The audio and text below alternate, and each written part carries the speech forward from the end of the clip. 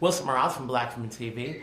As I watched the episode from what I've seen so far, what makes Harry more mild-mannered in the role that he has, that he can have a good life with the family but still do his job? I don't know if he can. I think that's the point. I think they present Harry as somebody who does pretty immoralistic things, and he's packaged in a sort of well-spoken, affable way, and he has a family, and I think that you can't really hold water with all of that at the same time without there being some form of crisis. And is Kevin the heir apparent, knowing the other siblings having, taken to the task of being part of the family business? It could be that way. He's struggling for his status in the family and, to be kind of taken seriously by his father. But, that was the idea. Whether that's going to happen or not, I'm not sure. But it gets interesting the more the episodes go on with Kevin's journey and his relationship to his dad and his mom. Things start to turn a little bit.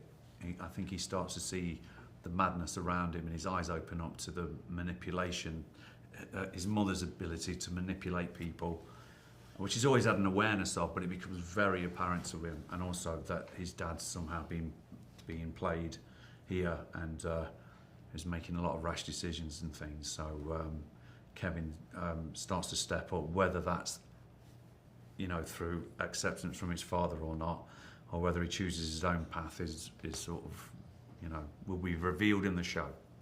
Will we get a backstory? We started to see a backstory that the two of you, started out together, which is how he got the job. Are we going to see more of that as the episodes come along to see how he got to be in the position? I don't know. I mean, for me, the backstory in prison is personally, I think, is best left alone in some aspect, because it gives us more mileage to move forward. As to the less you know about them, the more can be explained through action.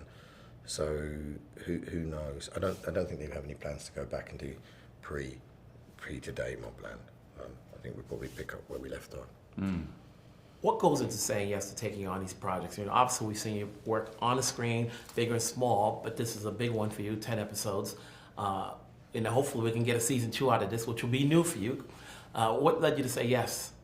The script, the company, wanting to do something new again, or something different from what I've been doing for the last 7 years, and a fresh start.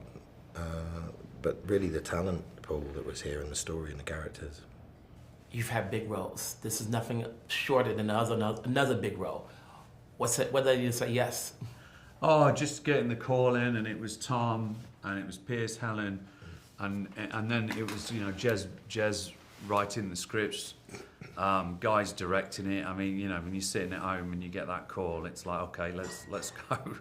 You want to work, and you want to work with the best people. So there was no way that I was going to turn that down. People will obviously say this is similar to Ray Donovan, but it's something totally different. But for those who watched that, would they see any similarities here? I don't think so. I don't think. I've seen a lot of Ray Donovan, and I don't think it is similar. I think that was probably the blueprint early on. That's right. I think it was. Yeah. I haven't seen. Yeah, but I think it's changed completely now and turned into something else. So that may have been a reference very early on, but I think this, as we started filming it, it took on a completely different life. Different it is. Congrats on the roles. Congrats on the series. Looking forward to seeing the rest of the episodes. Thank you. Take care.